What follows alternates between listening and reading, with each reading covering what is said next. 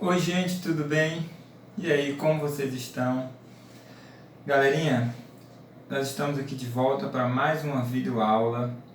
E é claro, não poderia começar de forma diferente, né? Aula de religião. Nós vamos começar aí fazendo uma breve reflexão na palavra de Deus, para a gente ver qual é a mensagem que Deus tem para a gente hoje. Então, para isso, nós vamos ler o livro do profeta Isaías, no capítulo 52, Isaías 52, versículo 7, diz assim: Que formosos são sobre os montes os pés dos que anunciam as boas novas, que faz ouvir a paz, que anunciam coisas boas, que faz ouvir a salvação, que diz a Sião: o teu Deus reina. Esse é um verso, gente, que nos fala como é bem-vinda a pessoa, que diz assim: quão formosos são os pés dos que anunciam coisas boas, né? Anunciam boas novas. Isso é uma forma de dizer, uma forma poética de dizer assim, olha, a pessoa que traz boas notícias é bem-vindo. Levar boas notícias é muito bom. Notícia ruim, ninguém gosta de dar notícia ruim. Quando uma coisa dá errado, por exemplo, quando na sala de aula alguma coisa dá errado, algo acontece que não é legal, ninguém quer falar. Fica todo mundo ali.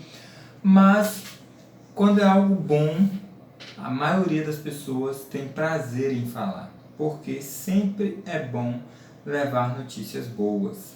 E aqui diz assim, tem uma parte do texto que diz assim, ó. Cadê o verso 7? Que faz ouvir a paz, pessoa que leva a paz, que faz ouvir a salvação, a pessoa que leva a salvação. Alguém está numa situação difícil e você leva a solução para a pessoa. Quando a pessoa ouve você apresentar a solução para ela, é maravilhoso. E nós podemos fazer isso dia a dia na nossa vida, com os nossos pais, nossos amigos, nossos avós, em uma situação que às vezes eles carecem da nossa ajuda. Nós podemos ser um mensageiro de paz. Levar a paz não significa apenas pregar, significa também você levar solução, você levar ajuda para as pessoas.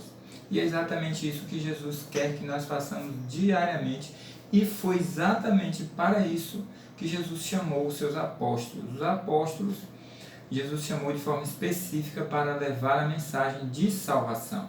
Só que essa mensagem de salvação, hoje, ela pode ser levada de diversas maneiras na nossa forma de viver. Galerinha, que Deus nos abençoe e que Deus faça de nós pessoas que anunciem a paz, pessoas que levam mensagens de tranquilidade, de esperança, de conforto para as pessoas que estão ao nosso redor, principalmente nesse contexto de isolamento que nós estamos vivendo, onde muitas pessoas ficam preocupadas, angustiadas, que nós possamos ser portadores, né? Que nós sejamos portadores de boas notícias, portadores de paz. Vamos fazer uma breve oração para a gente começar a nossa aula. Oremos.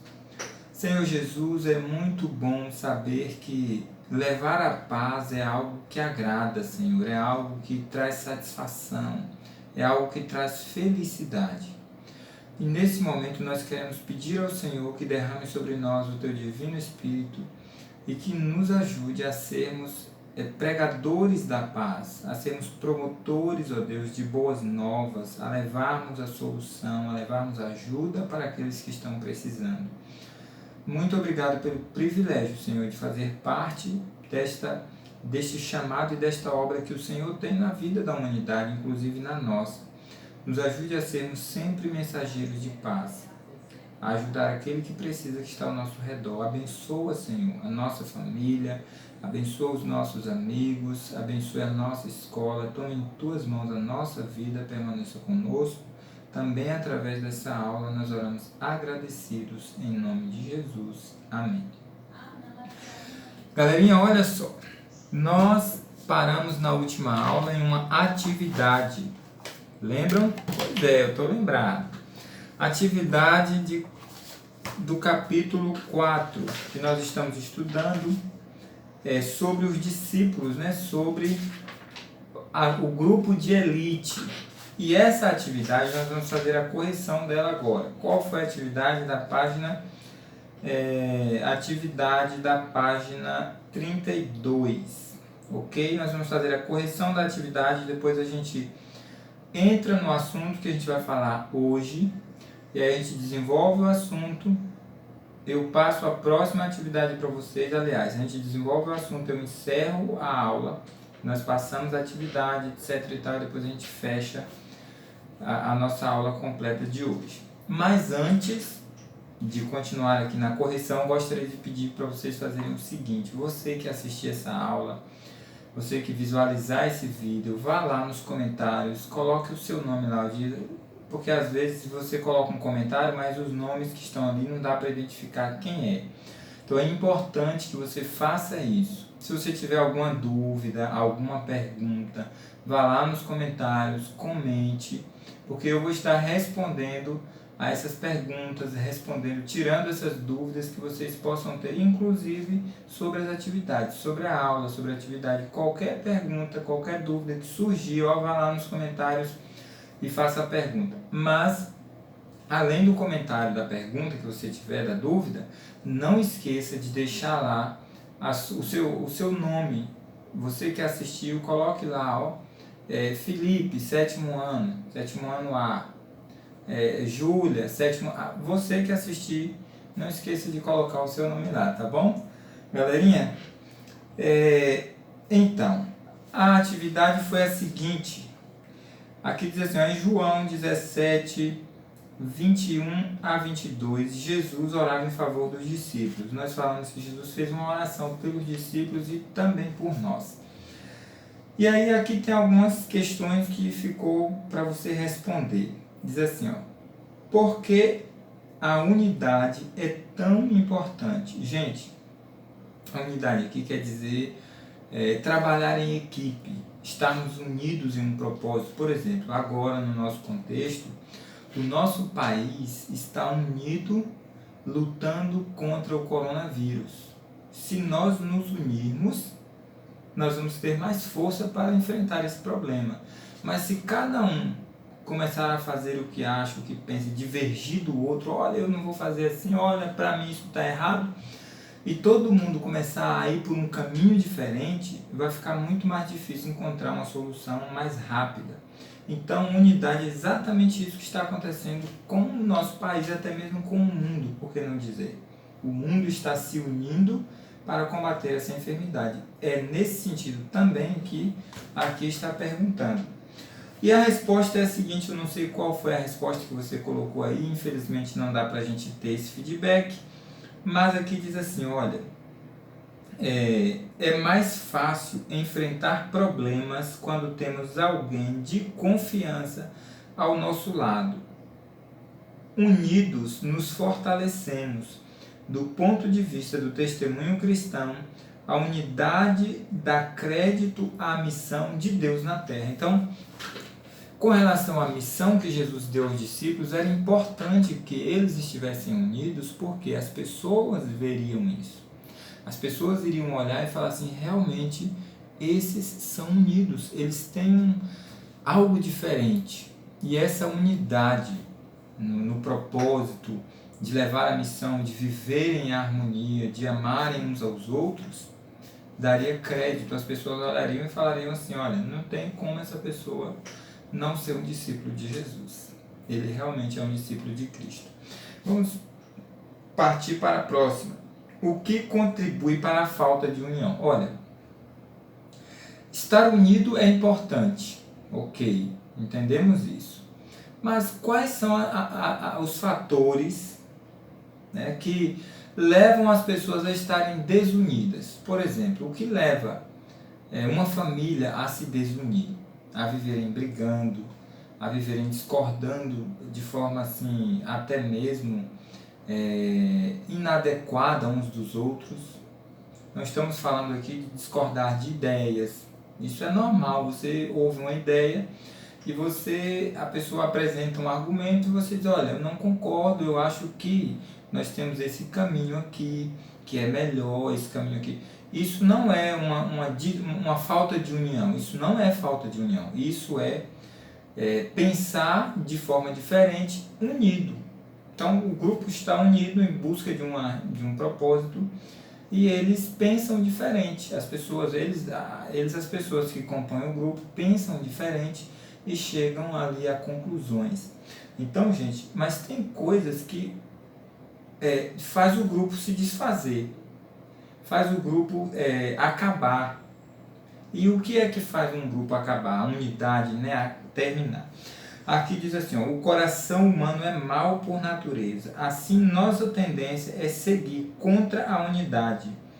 E isso ocorre por causa do pecado, que altera nosso caráter e nosso comportamento. Então, a falta de união é promovida principalmente porque o coração humano é mau. E sempre tem a tendência de ir contra aquilo que Deus estabelece como sendo o melhor para a nossa vida. Naturalmente, o ser humano tem essa natureza, essa tendência de se afastar das coisas de Deus. Por isso, precisamos orar pela unidade da igreja, pela unidade das pessoas que estão ao nosso redor, da família, né? Dos nossos amigos, porque Deus deseja unidade, mas o mal não deseja. E a última pergunta diz assim, ó, como podemos estabelecer a unidade se estivermos em comunhão com Deus? Como podemos estabelecer a unidade?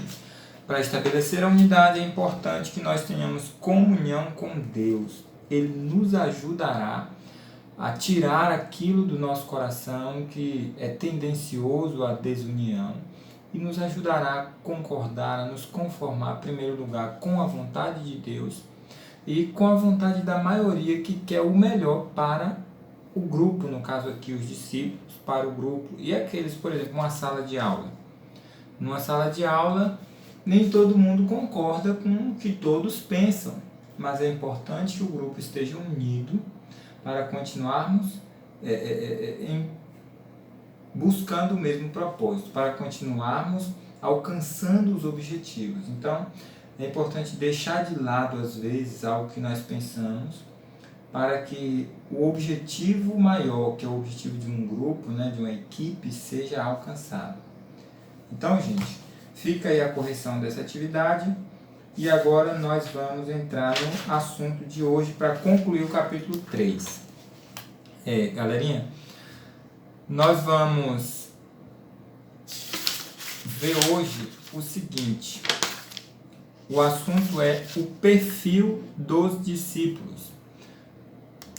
O perfil dos discípulos. Gente, nós vimos ali já que os discípulos eram pessoas que, olhando, humanamente falando, eles não tinham muitas características, muitas credenciais, né, para serem as pessoas que levariam o Evangelho a todo o mundo. Nós já falamos sobre isso e hoje nós vamos ver especificamente sobre alguns discípulos. Tem os 12 aqui nessa página, se você pegar, olha só. Página 31. Nós temos aqui o perfil dos 12 discípulos. Eu não vou ler o perfil dos 12 porque vai ficar uma coisa muito prolongada, não vai dar tempo. Mas eu gostaria de ler o perfil de pelo menos 3 deles.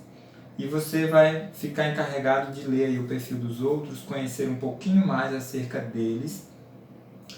E eu, ao falar para vocês aqui o perfil desses 3 que eu escolhi para a gente poder refletir e aprender também sobre eles, eu vou tirando algumas lições e fazendo algumas aplicações para a nossa vida hoje, uma vez que eles foram chamados para levar a mensagem ao mundo e hoje os cristãos é que dão continuidade para levar essa mensagem. Então você que é cristão, você que acredita em Cristo, que espera Jesus voltar, essa missão é sua também. Por isso é importante a gente refletir. Gente, primeiro discípulo que eu gostaria de mencionar aqui, na verdade, apóstolo. Aqui tem também, gente, uma diferença entre discípulo e apóstolo. Eu não vou mencionar isso aqui agora. Está na página 29, essa parte aqui, que você pode depois ler com calma, com tranquilidade, você vai ver a diferença entre um discípulo e um apóstolo. Galerinha, é o seguinte, o primeiro aí que eu escolhi para falar para vocês foi João, e por uma razão muito peculiar e próxima da nossa realidade, talvez a mais próxima. Por quê? João, gente, João foi o único dos apóstolos de Cristo que não morreu de forma trágica. Isso porque Deus fez um milagre na vida dele. Jesus salvou ele de uma coisa terrível. Uma coisa terrível. Eu vou aproveitar e vou deixar aqui a pergunta para vocês colocarem aí no comentário. Que coisa terrível foi essa da qual Jesus livrou o apóstolo João? Então, pesquise aí e deixe lá nos comentários. Professor, Deus livrou João disso aqui. Quero ver aí quem vai acertar essa pergunta. Olha, João foi chamado por Jesus quando ele tinha apenas 17 anos. E isso nos aproxima muito porque sétimo ano hoje, a maioria tem aí 12 anos, entre 11 e 12 anos. João ele era apenas 5 anos mais velho do que a maioria dos alunos do sétimo ano hoje. Se Jesus viesse hoje chamar João estaria cursando o ensino médio. Já parou para pensar hoje uma pessoa do ensino médio se tornar um dos discípulos de Jesus e segui-lo o resto da vida e levar a mensagem, viver só para isso? Não é uma coisa muito interessante estar próximo da gente? Você que tem 12 anos, que tem 11 anos, Jesus pode te chamar também para uma missão importante, para pregar o Evangelho, ou pregar o Evangelho de forma literalmente falando, mas também de outras maneiras. Levar a mensagem dele das mais diversas maneiras. De repente Jesus vai te chamar para você, através da tecnologia, levar a mensagem dele. E João tinha apenas 17 anos. João é chamado na Bíblia de o discípulo amado. Por que João é o discípulo amado? Gente, João, ele amava a Jesus demais. João, ele era intensamente apaixonado por Jesus. Ele amava Cristo. Ele era capaz de dar a vida por Jesus, como todos os outros deram. Para vocês terem uma ideia, quando Jesus chamou João, ele tinha apenas 17 anos, eu já falei, João ele fez parte do círculo íntimo de Jesus. Jesus tinha os 12 seguidores dele. Dentre esses 12 seguidores, tinha um número pequeno ali de 3 ou 4 discípulos que sempre estavam presentes nas coisas mais pessoais de Jesus, nas coisas mais próximas dele. Por exemplo, quando ele foi orar no Getsemane, Jesus deixou os discípulos em um local, seguiu até mais adiante, apenas com alguns poucos ali, e entre eles estava João. E deixou eles bem próximo dele. Então veja, não é que Jesus fazia distinção de pessoas, não. É porque Jesus tinha um círculo íntimo. Você tem vários amigos, conhece a turma toda, mas tem aqueles que são os seus amigos próximos, com quem você brinca, com quem você compartilha o lanche, aqueles amigos que você visita na casa, vai na casa deles visitá-los, eles vão em sua casa. Não é a sala inteira que tem essa convivência com você. Então, assim como você tem o seu círculo íntimo de amigos, Jesus também tinha um círculo íntimo dos seus discípulos, e entre eles estava João. E João, se você pegar os escritos dele, você vai ver ali no Evangelho de João, nas cartas dele e no livro do Apocalipse, que foi ele quem escreveu, ele fala muito de Jesus. Ele fala de Jesus como se fosse uma poesia. Jesus é descrito de forma maravilhosa através do apóstolo João. Então, gente, assim como Jesus chamou João para pregar o Evangelho, para levar a mensagem dele, sendo jovem, muito jovem, Jesus pode chamar qualquer um de nós, qualquer um de vocês. Talvez ele esteja chamando você para uma missão especial. Olha, o outro que eu escolhi aqui E João, só para finalizar, João foi o único, como eu já disse, que não morreu de forma trágica, sendo perseguido pelas pessoas que não gostavam de Cristo. Ele morreu de morte natural, mas fica a pergunta: foi de que coisa terrível, de qual coisa terrível Jesus salvou João? Coloque lá nos comentários. Outro detalhe, gente, o outro que eu escolhi aqui para a gente refletir é André. André, ele era um pescador e ele foi o primeiro a ser chamado por Jesus. O primeiro. Ele levou o seu irmão a Jesus. Então, assim que Jesus o chamou, ele correu até o seu irmão e falou assim: olha, nós achamos o Cristo. E aí levou o irmão dele até Jesus. Aí aqui eu faço uma outra reflexão. Jesus nos chama para levarmos a sua mensagem aos nossos familiares. Você já imaginou o céu sem as pessoas que você ama? A nova terra, a nova Jerusalém. Por isso, André, quando viu Jesus, quando foi chamado por Cristo, correu e chamou o seu irmão, porque ele queria que o seu irmão estivesse junto com ele, também na eternidade. E você quer que seus amigos, seus irmãos, se você tem irmão, tem irmã, seu papai, sua mamãe, seu avô, sua avó, você também pode levar a mensagem de Jesus para eles, para os seus familiares. Isso também faz parte da missão que Jesus nos deixou. Levar a mensagem de que forma, professor? Orar por eles, compartilhar uma experiência que você teve com Cristo, compartilhar um versículo da Bíblia, convidá-lo para fazer uma oração. Você pode fazer isso pelas pessoas. No momento que essa pessoa estiver passando por uma dificuldade, você orar por ele de forma especial, pedir que Jesus o abençoe, pedir que Jesus o ajude, você já estará convidando, como André, você estará chamando essa pessoa e Deus vai se encarregar daquilo que você não pode fazer.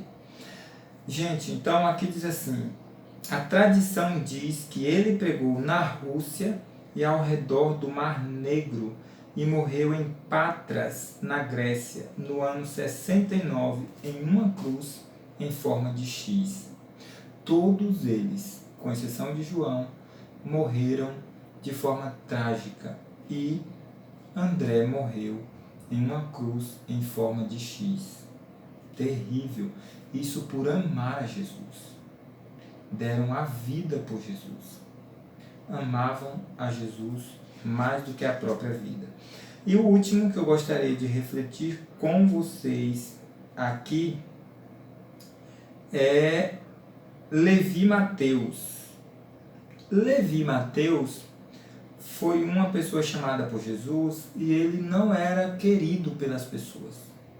Não era querido. As pessoas não gostavam dele, porque ele era uma pessoa que cobrava impostos e o povo não gostava de pagar impostos, porque pagar os impostos era a mesma coisa que contribuir com aquele governo que os oprimia. Eles estavam ali sob o governo romano. Roma dominava e eles estavam submissos a Roma. E quando eles pagavam impostos para Roma. Então Levi, quando eles olhavam para Levi Mateus, eles falavam assim: olha, você trabalha para os nossos inimigos. Então eles não gostavam disso. Gente, e isso me traz uma outra lição. Qual é a lição que nos traz? É que não importa quem seja a pessoa, não importa se as pessoas gostem dele ou não, Jesus ama a todos. E todos nós podemos fazer parte da equipe de elite, do grupo de elite de Jesus. Aqui diz que Mateus era nascido em Nazaré e era filho de Alfeu. Escreveu um dos evangelhos, inclusive o primeiro evangelho é o evangelho de Mateus, é também conhecido como o evangelho do reino. Mateus fala muito sobre o reino de Deus. E ele foi quem escreveu esse evangelho aí, por isso que leva o nome dele. Escreveu um dos evangelhos mais lidos pelos primeiros cristãos. Dizem que pregou no Egito, na Pátria, na Pérsia e na Etiópia, onde aproveitou sua experiência burocrática e evangelizou oficiais do governo. Foi morto por uma lança na cidade de Nadaba, no ano 60. Morto por uma lança também porque era discípulo de Jesus. Gente, que Deus nos abençoe, que Deus abençoe você. Você vai aí agora ler, depois conhecer os outros discípulos. E para casa vai ficar as atividades da página 33 e 34. Tá bom, galerinha? Que Deus nos abençoe. Próxima aula nós vamos corrigir a atividade da página 33 e 34. Qualquer dúvida, volta a repetir, vai lá nos comentários, coloca a sua dúvida, seu questionamento, sua pergunta e eu vou estar respondendo esses comentários, beleza? Outro detalhe, não esqueça de colocar o seu nome, você que assistir a videoaula, coloque lá o seu nome e qual é a turma que você pertence. Galerinha, que Deus abençoe você, abençoe a sua família, beijo no coração, um abraço, fui!